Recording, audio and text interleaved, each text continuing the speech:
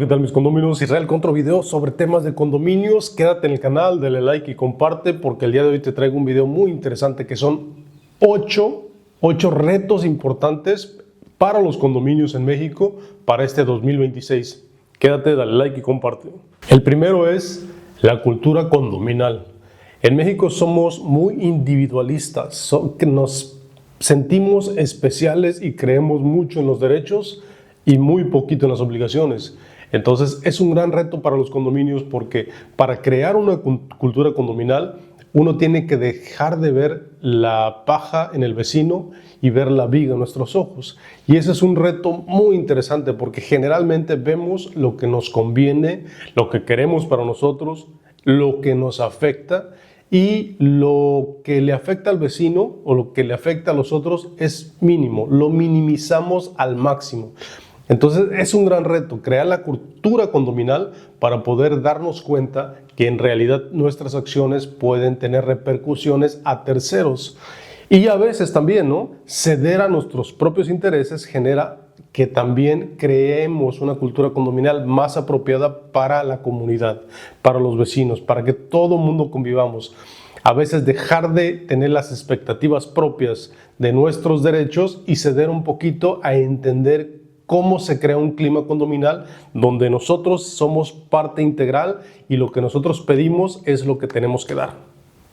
El segundo punto muy interesante es que somos seres motivacionales, es decir, la motivación lleva a buscar soluciones.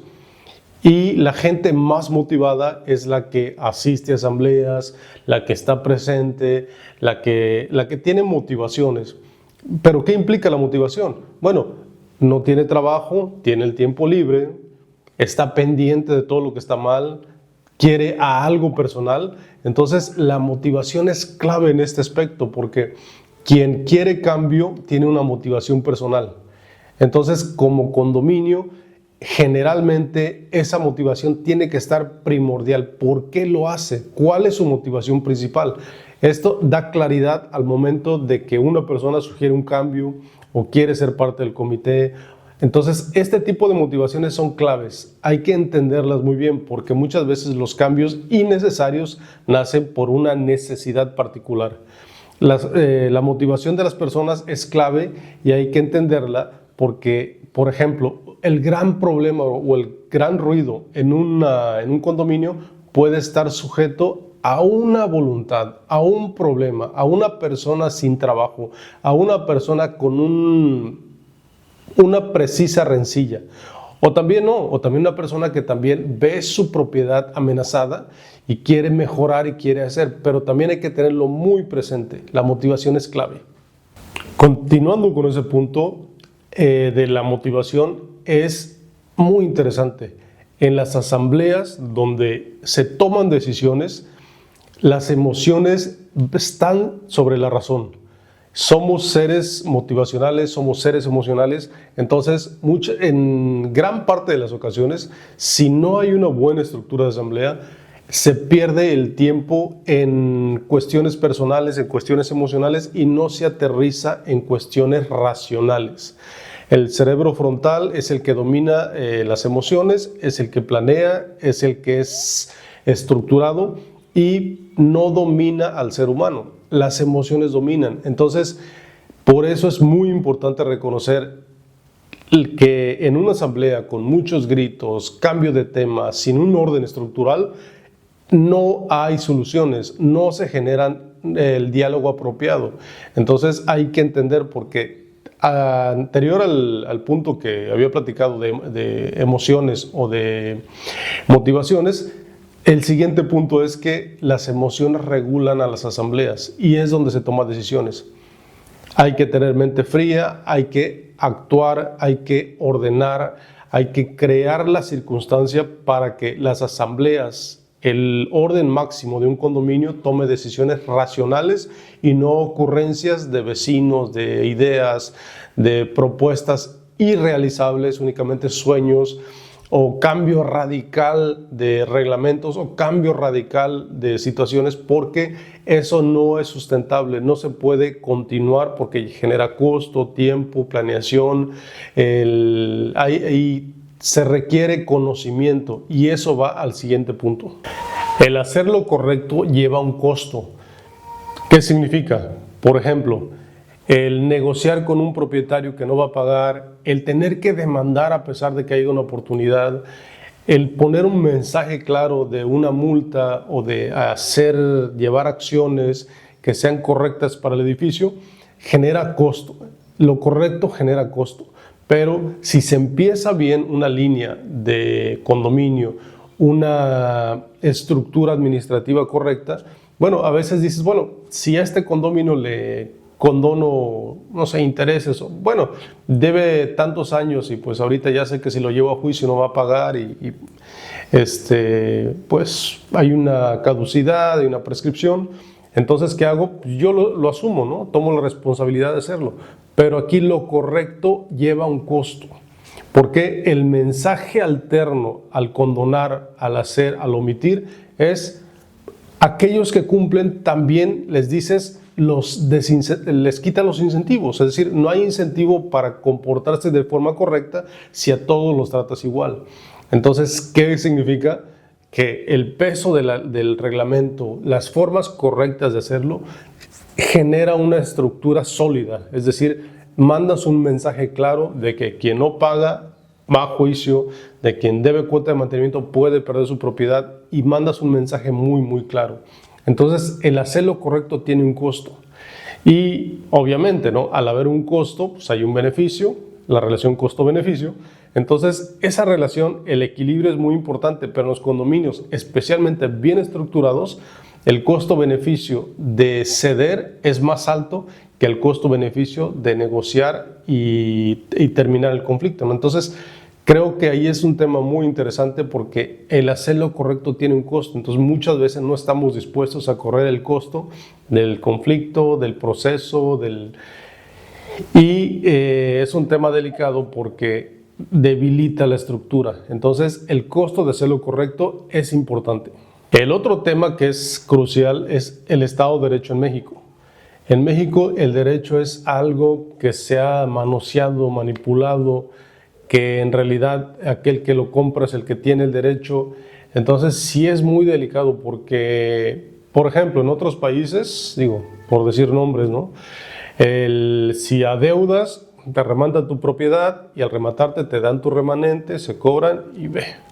Es decir, si compras un Ferrari y no tienes para la gasolina, pues no, cómprate un carro menor y ten para tu gasolina. O si te compras una avioneta y no tienes para pagar el aeropuerto, pues obviamente no puedes estacionarte, no puedes aterrizar. Precisamente es lo que opera en los condominios, pero el Estado de Derecho es muy lento. Las demandas civiles, los procesos son muy lentos, costosos, pero efectivamente se puede perder una propiedad.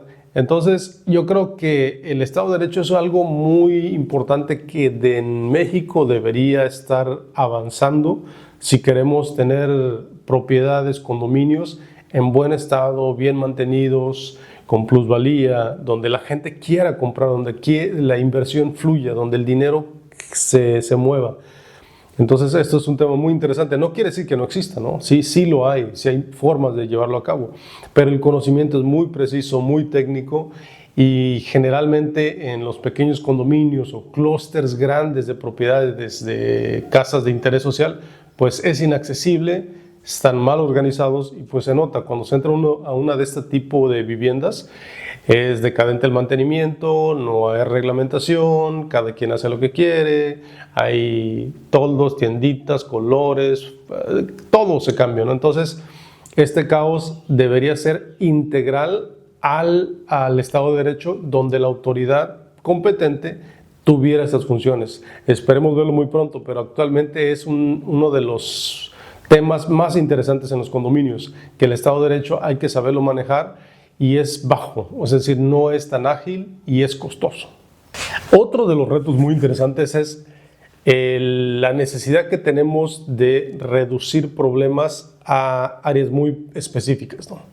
Es decir, si algo no funciona, pues es el jardinero, ¿no? Si no hay cobranza, pues el administrador. Si hay problemas en el condominio, el comité de vigilancia. Es decir, reducimos los problemas muy rápido y pensamos que el baile no se da porque la pareja bailarina es el incorrecto.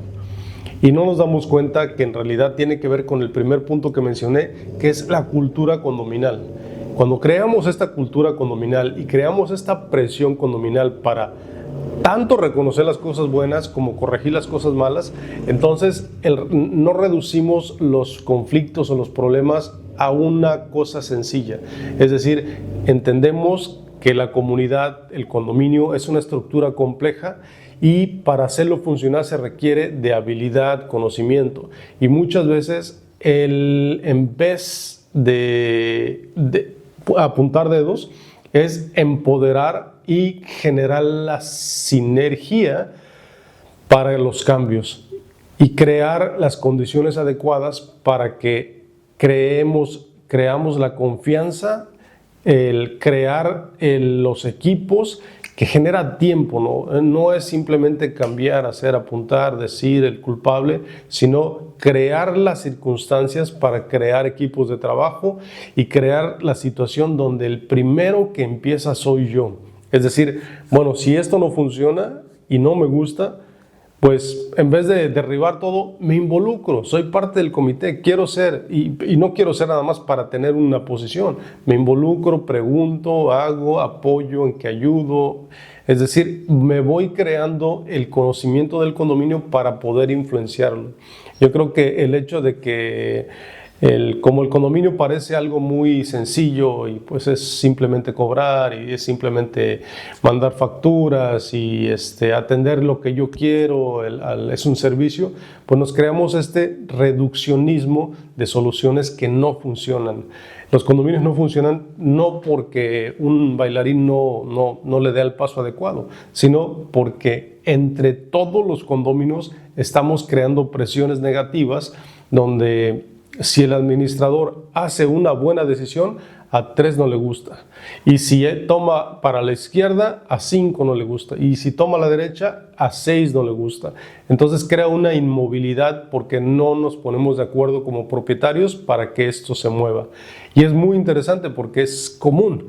Si platican a fondo, le invitan una taza de café al administrador, al comité de vigilancia, notarán que es prácticamente imposible estar de acuerdo con todos los propietarios, que prácticamente la falacia de crear de consultar a todos los propietarios para ver si están de acuerdo en el color de la pared es casi imposible porque no se ponen de acuerdo y crean más conflicto. Entonces es crear las instituciones adecuadas, la organización apropiada para que quien tome la decisión sean los más competentes. ¿Quiénes son los más competentes?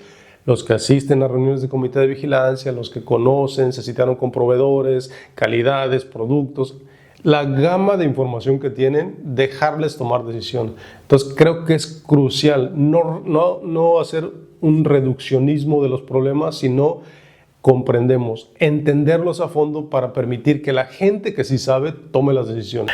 Y el punto final es la asesoría apropiada a condominios. Generalmente, como en el gobierno que nos ha pasado y que nos sigue pasando, aquel que nos endulza el oído es al que le creemos. El que nos da soluciones es el que le creemos. El que nos dice la realidad, pues obviamente se ve que no conoce. Entonces, la asesoría apropiada implica el reconocer los problemas y por lo regular implican verse hacia adentro.